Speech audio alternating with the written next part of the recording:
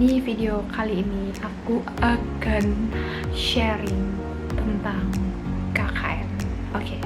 Jadi video tentang KKN ini udah aku upload di video sebelumnya. Jadi buat yang penasaran kayak apa sih bentukan realnya gitu, bisa langsung dicek aja. Ntar aku kasih linknya di description box ya. Nah, kan aku tuh KKN di salah satu provinsi di bagian timur Indonesia, yaitu Maluku. Maluku itu provinsinya ya, terus ibu kotanya itu ada di Ambon. Mesti kalian udah sering banget dengar tentang Ambon ini. Nah, tapi tau gak sih Maluku itu ada di mana? Nah, lebih tepatnya Maluku itu adalah pulauan yang ada di antara Pulau Sulawesi dan juga Papua.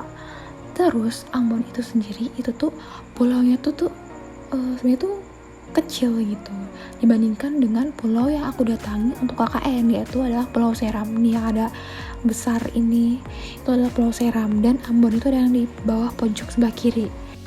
Jadi mulai dari KKN, apa itu KKN? Bukan korupsi nepotisme ya, tapi KKN adalah kuliah kerja nyata. Oke, jadi kita mulai dari apa itu KKN. Jadi sebenarnya KKN itu awalnya tuh nggak langsung ada waktu UGM ini berdiri ya kan. UGM atau Universitas Gadjah Mada itu berdiri tahun 1949. Terus dimulai KKN itu berdasarkan dari yang aku baca, itu tuh KKN mulai di tahun 1971. Itu baru mulai deh ada KKN dari universitas yang mengirimkan mahasiswanya untuk melakukan kegiatan sosial di masyarakat gitu lah. Nah, oke, lanjut. Abis itu emang KKN tuh ngapain aja sih? Oke, aku ngapain sama KKN gitu. Oke, jadi selama KKN itu kita ngapain aja? Jadi yang jelas kalau KKN itu kita akan datang ke sebuah tempat. Ini tergantung ya, maksudnya kan sekarang kan ada KKN online gitu kan ya. Aku kurang tahu kalau KKN online kayak gimana, mohon maaf. Aku tahu nih yang offline karena aku pengalamannya yang offline tuh ya. Jadi kita datang ke suatu tempat yang entah kita udah tahu atau belum tahu, dan kita akan melaksanakan program-program. Intinya mah kita akan melaksanakan program gitu. Nah, terus tuh untuk melakukan program itu kita tuh ada 4 klaster. 4 klaster itu ada Medika, Saintek, Agro, dan Sosum.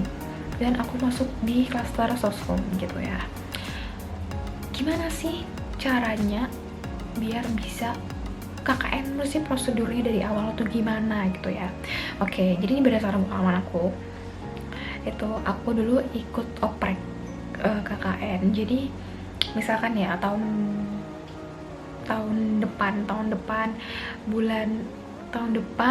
bulan Juni tuh aku harus KKN karena SKS ku udah cukup nih untuk ikut KKN. Kalau nggak salah tuh waktu itu 100 SKS baru bisa ikut KKN gitu. Terus habis itu udah dapat, oke, aku udah bisa nih kayaknya bulan Juni tahun depan aku udah bisa ikut KKN. Jadi aku tuh pengennya ikut KKN itu ada di luar Jawa, karena dari semenjak kecil aku tuh udah kuliah KKN di luar Jawa gitu, keinginan aku gitu kan. Nah, terus itu biasanya misalkan bulan Juni tahun 2021 nih. Nah, tahun 2020-nya itu sekitar bulan Desember mungkin kayak gitu tuh. November Desember itu tuh udah ada banyak banget tim pengusul itu jadilah orang-orang nih yang mau mengusulkan, oke, aku mau KKN di Waisai di Papua atau di Sumatera Barat kayak gitu. Jadi kita bikin tim, ada ketua, ada sekretaris, bendahara, pokoknya tim inti gitu. Bikin tim. Jadi kita buka oprek untuk menarik teman-teman dari 4 klaster yang udah bilang tadi untuk ikut bergabung menjadi tim kita gitu. Nah, aku ikut menjadi tim yang diwawancarai gitu lah, pokoknya sama teman-teman sendiri gitu kan, sama tim pengusul untuk ikut di KKN Waipia.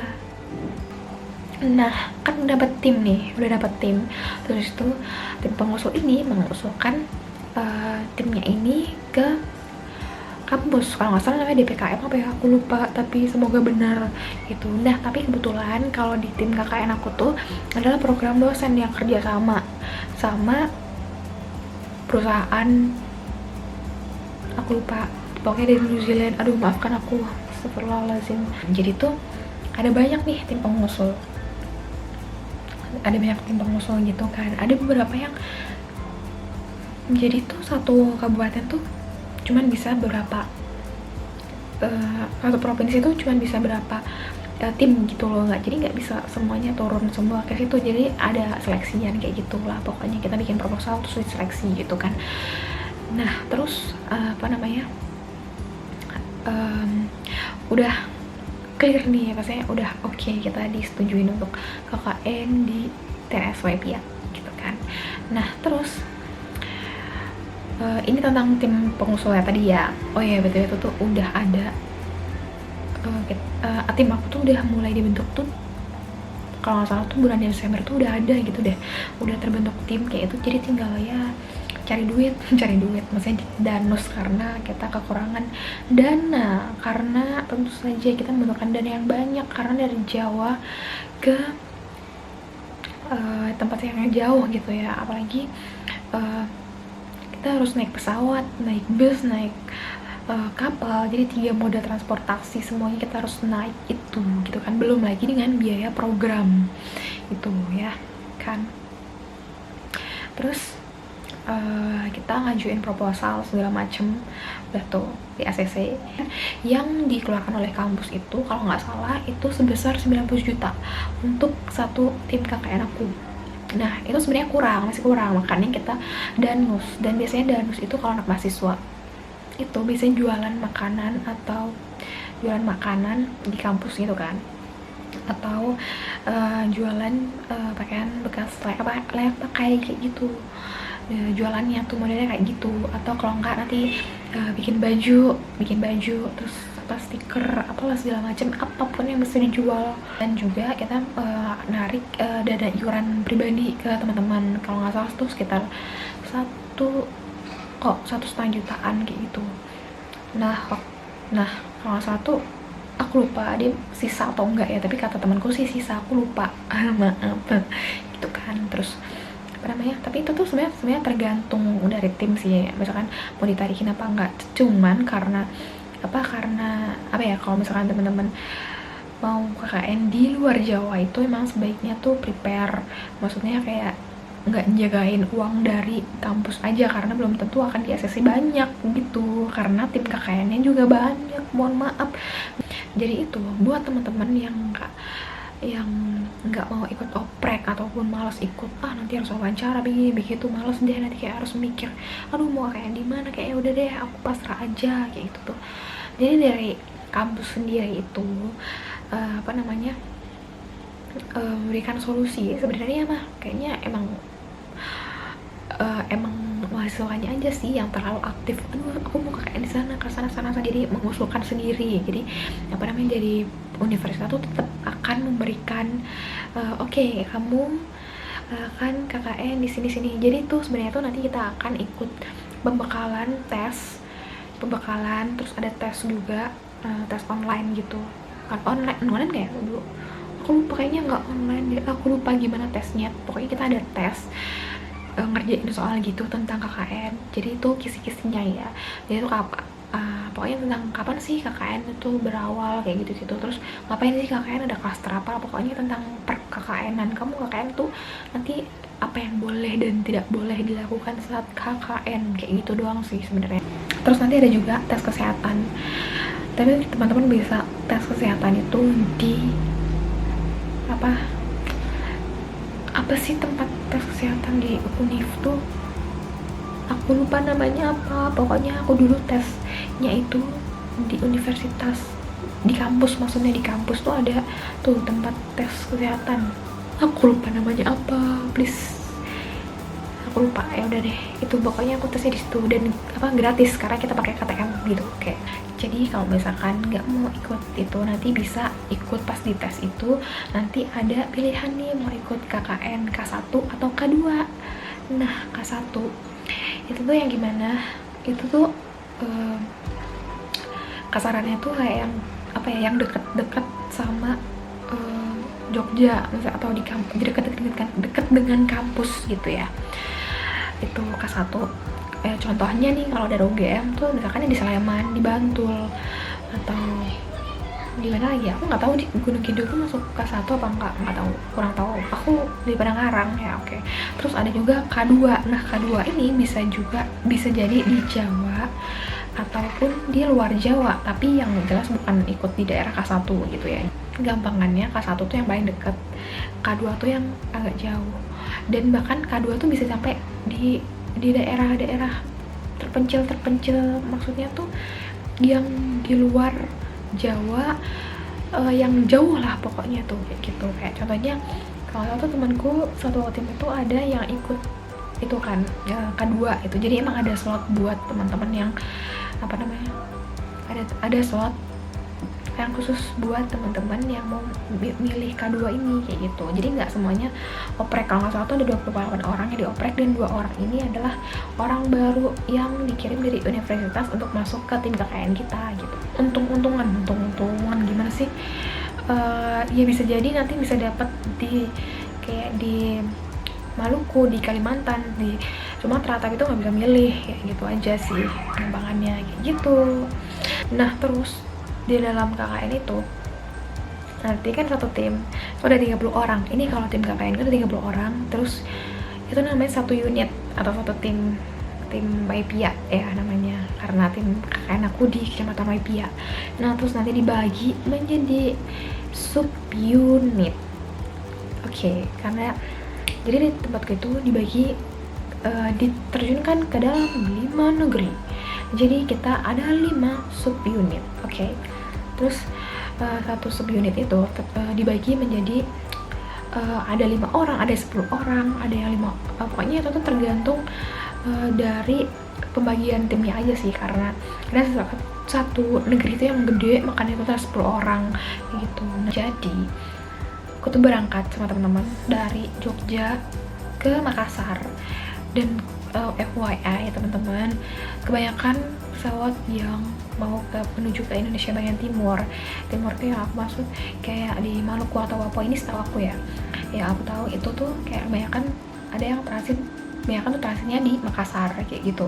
Jadi aku dari Jogja masuk ke Makassar, baru dari Makassar ganti pesawat, baru deh ke mana, ke Ambon. Jadi aku turun di Ambon.